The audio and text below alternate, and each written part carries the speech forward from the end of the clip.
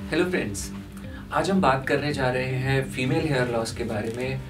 बहुत सारे लोगों का ये मानना है कि हेयर लॉस मेल्स में बहुत कॉमन होता है, बट फीमेल्स में हेयर लॉस काफ़ी कॉमन प्रॉब्लम है और इनफैक्ट फीमेल्स ज़्यादा परेशान रहती हैं हेयर लॉस को लेके। ये सब कारण ऐसा क्यों होता है और कितना आपको वास्तविकता में परेशान होने की ज़रूरत है भी या नहीं, क्या कारण होते हैं, क्या इलाज होते हैं, आज इस वीडियो में हम इस सब के बारे में डिटेल में डिस्कस करने जा रहे हैं। अपने इस चैनल पर हम हेयर से रिलेटेड बहुत सारी चीज़ें डिस्कस करते रहते हैं। आप यदि आपने अभी तक इस चैनल को सब्सक्राइब नहीं किया है तो सब्सक्राइब कीजिए और बेल आइकन को प्रेस करना बिल्कुल मत भूलिएगा।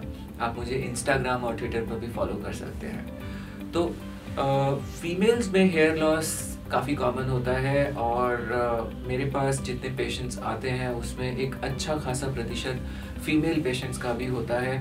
और ये जो प्रॉब्लम होती है इसके क्या कारण हो सकते हैं उसके बारे में हम बात करते हैं। बट इससे पहले हम डिज़ीज़ के बारे में बात करें, ये जानना ज़रूरी है कि हेयर लॉस नॉर्मली कितना होता है। तो तकरीबन 100 हेयर पर डे आपका गिरना नॉर्मल होता है। ये एक साइंटिफिक फिगर है और शायद आप लोगों को सुनने में ये ज़्यादा लगे कि 100 बाल एक दिन में गिरेंगे, बहुत ज़्यादा है।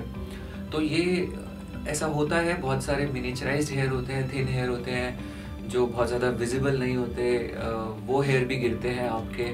तो ये फिगर तो 100 के करीब बैठता है। पर अगर हम मेल और फीमेल हेयर लॉस को थोड़ा कंपेयर करें तो एक बहुत इम्पॉर्टेंट चीज़ कि 100 हेयर अगर हम किसी फीमेल पेशेंट के देखें और 100 हेयर किसी मेल के एक जगह रखें तो किसके ये ज़्यादा बल्कि नज़र आएगा, गुच्छा किसका ज़्यादा बड़ा दिखेगा? जाहिर सी बात है फीमेल पेशेंट्स का। और विजिबिलिटी चांस दिखने का इन बालों के जगह जगह बड़े होके वो भी फीमेल पेशेंट में ही ज़्यादा होगा। तो इसीलिए फीमेल पेशेंट्स जो हैं दे गेट स्केयर्ड, वो डर जाते हैं। फीमेल्स में अक्सर बाल बंधे रहते हैं पीछे और जब भी बालों को खोला जाता है, जैसे कि शैम्पू करते वक्त, ऑयलिंग करते वक्त या कोम्बिंग करते वक्त, तब आप देखेंगे कि बाल गिर रहे हैं। तो फिर ये पेशेंट जो मेल पेशेंट में होगा ऐसा बाल, वो अननोटिस्ड गिर जाएगा, बट फीमेल पेशेंट में इन सब को नोट करने की संभावना बहुत ज़्यादा बढ़ जाती है। तो इसीलिए फीमेल्स अक्सर बहुत ज़्यादा घबराई हुई स्थिति में आती है हमारे पास कि बहुत तेज़ी से बाल गिर रहे हैं, मैं गंजी हो जाऊंगी ये। बट अगर आपने अपनी लाइफ में आसपास गंजे लोग देखे हैं तो कितने प्रतिशत मेल्स को देखा है आपने गंजा और कितने प्रतिशत फीमेल्स को देखा है आपने गंजा? हार्डली कोई फीमेल आपने बिल्कुल बाल देखे हो जैसे मेल्स में बहुत कॉमन है। तो ऐसा क्यों होता है? क्या कारण है कि फीमेल्स में हम बाल्डनेस उस स्तर पे नहीं पाते? बहुत अनकॉमन है, बहुत रेयर है। तो मेल्स की बॉडी में एक हार्मोन होता है टेस्टोस्टेरोन, जो डाइहाइड्रोटेस्टोस्टेरोन में कन्वर्ट होता है और ये बालों के गिरने के लिए रिस्पॉन्सिबल होता है। फीमेल्स में ये हार्मोन की मात्रा लगभग नेग्लिजिबल होती है और इसीलिए फीमेल्स में हेयर लॉस मेल्स के पैटर्न पे नहीं पाया जाता। तो यदि आप फीमेल हैं और आप बाल लूज कर रही हैं तो आप यकीन मानिए कि आपकी संभावना गंजे होने की किसी भी मेल से बहुत बहुत बहुत ही कम है। और अब हम बात करते हैं कि क्या पैटर्न्स होते हैं हेयर लॉस के, क्या क्या टाइप्स होते हैं फीमेल्स में हेयर लॉस के। तो एक डिफ्यूज टाइप हेयर लॉस हो सकता है जिसमें कि पूरे सर से आपके बाल निकलते हैं, पूरे सर से, और आप देखेंगे कि आपकी चोटी जो है उसकी थिकनेस कम हो गई है। ये काफ़ी कॉमन सा रहता है। इसमें ये यूजुअली बहुत ज़्यादा एग्रेसिव नहीं होता। एक पैटर्न हेयर लॉस का होता है जिसके अंदर कि आपको फीमेल्स में देखा जाता है, इसको क्लासिकल फीमेल पैटर्न बाल्डनेस बोलते हैं, जिसमें कि सेंट्रल पोर्शन में आपके बाल कम होने लगते हैं पार्टिंग लाइन में से। ये मेल्स की तुलना में थोड़ा डिफरेंट पैटर्न होता है। मेल्स में साइड्स में यहाँ पर एंड्रोजेनेटिक एलोपेशिया में बाइटेम्पोरल रिसेशन होता है। हालांकि कुछ फीमेल पेशेंट्स में हम ये देखते हैं कि उनके बाल साइड से कम होते हैं मेल्स के पैटर्न पर, मिडल पोर्शन में उनके बाल अक्सर ठीक रहते हैं। तो female pattern baldness generally centre parting line से स्टार्ट होगा और धीरे धीरे जब ग्रेड बढ़ता है तो ये पार्टिंग लाइन और चौड़ी होती जाती है और चौड़ी होती जाती है और बीच में काफ़ी ज़्यादा गैप बन जाता है। इसके अलावा एक और पैटर्न हेयर लॉस का होता है जिसको बोलते हैं एलोपेशिया एरिएटा। एलोपेशिया एरिएटा में इसको साधारण भाषा में कीड़ा लगना भी बोलते हैं। ये काफ़ी कॉमन है थायराइड डिसऑर्डर्स के साथ या कुछ और ऑटोइम्यून डिसऑर्डर्स के साथ अक्सर ये पाया जाता है। इसमें यूजली रिवर्सिबल रहता है और बालों की ग्रोथ वापस आ जाती है अपने आप से। ये पैची हो सकता है थोड़ा थोड़ा, कभी कभी ये एलोपेशिया टोटालिस या एलोपेशिया यूनिवर्सैलिस में भी बदल जाता है। कई फीमेल पेशेंट्स में हमने देखा कि जो ये एलोपेशिया टोटालिस है या यूनिवर्सैलिस है ये देखने में आता है और ये मेल्स की तुलना में थोड़ा ज़्यादा हो सकता है। ऐसा स्ट्रेस या थायराइड प्रॉब्लम्स के भी कॉमन एसोसिएशन के वजह से देखा जा सकता है। एक और पैटर्न हेयर लॉस का देखा जाता है जिसको बोलते हैं टीलोजन इफ्यूवियम। तो ये बड़ा इंटरेस्टिंग पैटर्न है हेयर लॉस का।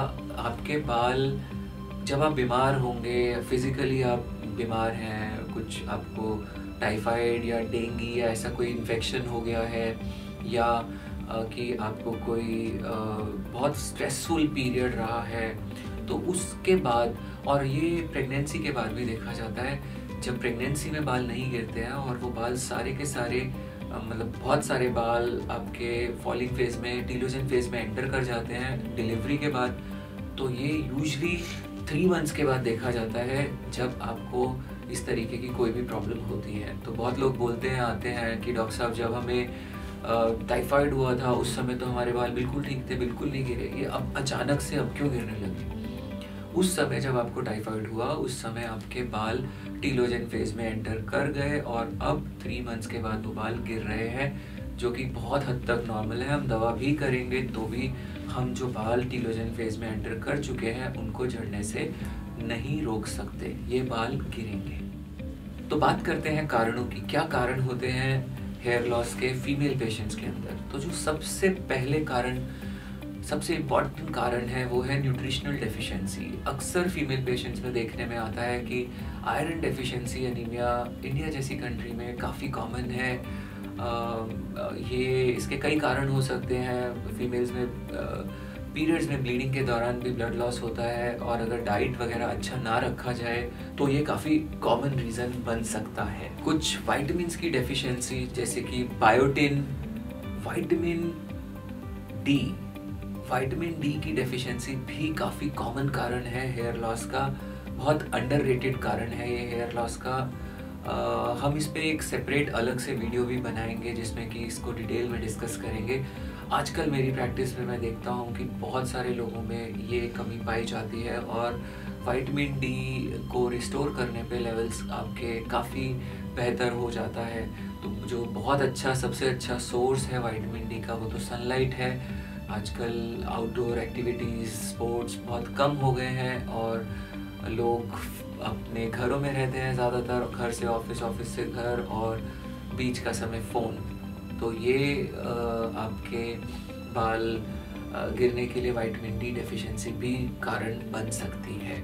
हार्मोनल प्रॉब्लम्स जो कि एक बहुत मेजर रीज़न हेयर लॉस का रहता है। जैसे फीमेल्स में अक्सर एक प्रॉब्लम देखी जाती है जिसका कि प्रेवलेंस दिन पर दिन बढ़ती जा रही है, which is called PCOD, polycystic ovarian disease और पॉलीसिस्टिक ओवेरियन सिंड्रोम। तो इसके अंदर अक्सर मेंसेस में इरेगुलरिटीज़ पाई जाती हैं, आपका वज़न बढ़ने लगता है, आप एफर्ट्स भी करेंगे तो भी आपका वज़न कम नहीं हो पाएगा। आप जब भी कुछ देखें कि आपके हेयर ग्रोथ, थोड़ा फेशियल हेयर ग्रोथ बढ़ रहा है तो आपको पीसीओडी का प्रॉब्लम हो सकता है। और कॉमनेस्ट कारण जो है इसका वो है सेडेंट्री लाइफस्टाइल। तो आपका लाइफस्टाइल बहुत मैटर करेगा। At the end of the day आपका डाइट बहुत मैटर करेगा और लगभग 99% प्रॉब्लम्स को, बालों की समस्याओं को हम अपने लाइफस्टाइल, अपने डाइट को ढंग से करके एक थोड़ा सा अपने आपके प्रति प्यार से, अपनी बॉडी के प्रति थोड़ा प्यार रख के हम इन चीज़ों को बहुत हद तक ठीक कर सकते हैं। बहुत ज़्यादा जो कॉस्मेटिक्स का यूज़ होता है, हेयर कॉस्मेटिक्स, बहुत लोग मेरे पास आते हैं जो प्रेसिंग कराते हैं, स्ट्रेटनिंग कराते हैं और काफ़ी रेगुलर ये चीज़ें हेयर कॉस्मेटिक्स, जेल्स और हार शैम्पूज़ यूज़ करते हैं। तो ये भी एक कारण बनता है हेयर लॉस का। बहुत दफ़ा हमने देखा है, काफ़ी लोग जब पार्लर्स में जाते हैं, सैलून्स में, अक्सर सभी जाते हैं बाल कटवाने, तो वहाँ पे आपको बता दिया जाता है कि भाई आपके बालों में ये समस्या है, आप ये करा लो तो ठीक हो जाएगा, आपके बाल ऐसे दिखते हैं, इसमें ये करा लें तो ठीक हो जाएगा। तो ज़्यादा बातों में ना आए, अच्छी डाइट रखें, अच्छा लाइफस्टाइल रखें, आपकी मेजर प्रॉब्लम्स बालों की ठीक हो जाएंगी। अगर आप ज़्यादा ओवर करते हैं इन सब चीज़ों को तो आपको प्रॉब्लम्स हो सकती हैं। इसके अलावा एक बहुत बहुत मेजर रीज़न जो हेयर लॉस का रहता है वो है स्ट्रेस। और ये स्ट्रेस किसी भी बात को लेकर हो सकता है, ये स्ट्रेस बालों को गिरने को लेके भी हो सकता है। इनफैक्ट एक बहुत बड़ा रीज़न हेयर लॉस का होता है फियर ऑफ लूजिंग हेयर। तो जब आपके बाल गिरते हैं और आप देखते हैं कि बड़े बड़े गुच्छे नज़र आ रहे हैं, हाथ में बहुत सारे बाल आ रहे हैं, तो बहुत डर लगता है। कई पेशेंट्स आते हैं, वो मुझे बताते हैं कि हमें तो सपने में भी बालों के गुच्छे दिखते हैं, हमें दिखता है कि हम गंजे हो गए हैं। और काफ़ी लोग डिप्रेशन में चले जाते हैं। मैंने देखा है बहुत सारे लोग, बहुत सारे पेशेंट्स अपने बालों की स्ट्रेंथ चेक करते रहते हैं, बालों को खींच खींच के निकालते हैं, देखते हैं कि अभी आ तो नहीं रहा है, चेक करने का उनको वहम हो जाता है। यही जब और बढ़ जाता है तो एक डिसऑर्डर होता है जिसको बोलते हैं ट्रिकोटिलोमेनिया, जिसमें कि कंपल्सिव पुलिंग ऑफ हेयर होता है। ये फीमेल्स में अक्सर ज़्यादा देखा जाता है, जिसमें कि लोग अपने बाल खुद ही खींच के बाहर निकालते रहते हैं। और लगातार ऐसा करने से, अर्ली स्टेजेस में तो खैर ये रिवर्सिबल है, पर लगातार ऐसा करने से ये इरिवर्सिबल डैमेज भी करता है और वहाँ पर आपके बाल ख़त्म हो जाते हैं परमानेंटली। तो स्ट्रेस ना लें, ये कहना काफ़ी आसान है, बहुत लोग बोलते भी हैं कि स्ट्रेस ना लें, सब ठीक हो जाएगा, सब अच्छा है। बट हम जब बार बार देखते हैं, गुजरते हैं उन चीज़ों से, तो हमें लगता है कि ऐसा कैसे ना लें। और स्ट्रेस ना लें, कुछ कुछ ऐसा ही हो जाएगा कि जैसे मैं अभी आपको बोलूँ कि आप इस समय येलो कलर के बारे में ना सोचें, तो आपके दिमाग में सबसे पहले येलो कलर ही आएगा, जो कहीं पर भी नहीं आता। तो rather than focusing your energy on this point कि स्ट्रेस ना लें, आप अपनी एनर्जी को फोकस करें कि खुश कैसे रहें, क्या चीज़ है जो आपको खुशी देती है, क्या चीज़ है जो आपके सोल की आवाज़ है। मेडिटेशन एक बहुत अच्छा ज़रिया है, ध्यान बहुत अच्छा ज़रिया है। इसके बारे में मेरे एक अलग से एक चैनल है जिसपे कि हम काफ़ी डिटेल में डिस्कस करते हैं इन सब चीज़ों को। उसका लिंक दिया गया है, आप देख सकते हैं। डॉक्टर शैल गुप्ता कर ये चैनल है यूट्यूब पर, आप फॉलो भी कर सकते हैं मुझे फेसबुक पर और ट्विटर पर, वहाँ पर भी हम इन सब चीज़ों के बारे में डिस्कस करते हैं। एज अ डॉक्टर मेरा ये मानना है कि मेडिकल साइंस के अपने लिमिटेशंस हैं। मेडिकल साइंस आपको हर चीज़ का सॉल्यूशन नहीं दे सकती। बहुत सारी चीज़ें सबकॉन्शियस ब्रेन में उपजती हैं, आपकी सारी डिजीज़ आपके दिमाग में पैदा होती हैं पहले, और उसके बाद फिज़िकल बॉडी में मैनिफेस्ट करती हैं। तो थोड़ा सा अगर आप अपने दिमाग की, सबकॉन्शियस ब्रेन की मास्टरिंग करेंगे, उसको आप समझने की कोशिश करेंगे, तो आप पाएंगे कि आप अपनी बहुत सारी प्रॉब्लम्स को बिना किसी एफर्ट के अपने से दूर जाते हुए देखेंगे और एक ज़्यादा खुशनुमा और बेहतर ज़िंदगी बिता सकेंगे। तो हेयर लॉस के क्या ट्रीटमेंट्स होते हैं और इनको कैसे क्या करना चाहिए, इसके बारे में मैं एक सेपरेट वीडियो में बात करूँगा, जहाँ पर मैं आपको बताऊँगा कि आपको क्या करना चाहिए, क्या इन्वेस्टिगेशंस हैं जो आप करा सकते हैं। और फिर भी जो मेजर सलाह है वो यही कि अपने आप से इलाज ना करें, आप अपने आसपास किसी डर्मेटोलॉजिस्ट को ज़रूर दिखाएं अपनी प्रॉब्लम को, अगर आपको लगता है कि ऐसा है, आपको पैथोलॉजिकल हेयर लॉस है। तो काफ़ी लोग अपनी प्रॉब्लम के लिए एक्चुअली डर्मेटोलॉजिस्ट तक पहुंचते ही नहीं हैं, वो अपनी प्रॉब्लम्स को लेके पार्लर्स में चले जाते हैं और जाहिर सी बात है वहाँ पर उनको सोल्यूशन नहीं मिलेगा, पैकेज मिलेगा। बहुत सारे लोग पार्लर नुमा पैटर्न पर जो क्लिनिक्स चल रहे हैं, जिनको क्लिनिक कहना ठीक नहीं होगा, ये पार्लर्स ही हैं, और इन जगहों पर चले जाते हैं। यहाँ पर भी काफ़ी भ्रमित किया जाता है।